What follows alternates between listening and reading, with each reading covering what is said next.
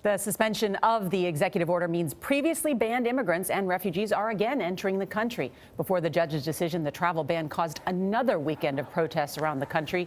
Demonstrators also gathered in London, Berlin, Paris, and Hong Kong.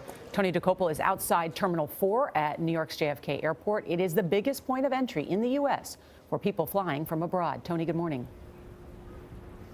Good morning. Volunteer immigration lawyers in the terminal behind me monitoring the situation say there have been no major problems with people trying to get into the U.S. since the ban was lifted late Friday into Saturday.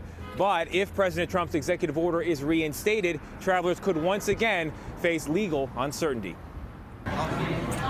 This was the reunion Amar Abdullah had hoped to experience Thursday, until his brother and sister were stopped from boarding their Egypt Air flight. With President Trump's order temporarily suspended, the siblings, who were from Yemen, were finally allowed into the U.S. Sunday night. How was it getting through? That was very easy.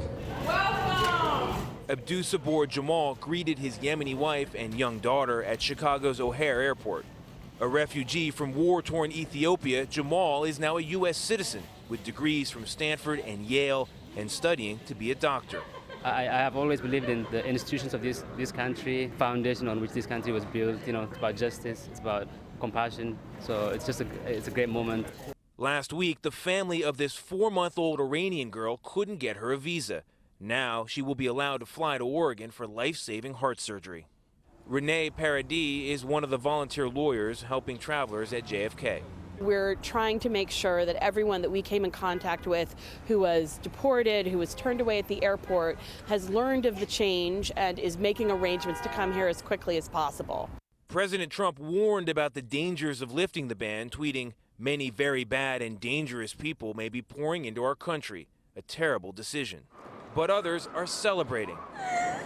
The reprieve to the ban led to emotional scenes in Denver, Los Angeles, San Francisco, and other airports nationwide. Once people get into the United States, is there a risk that they could be ejected? There's always a risk of deportation if the rules change, but obviously any such attempt by the administration will be challenged by the lawyers who have been doing such great work in the courts this past week.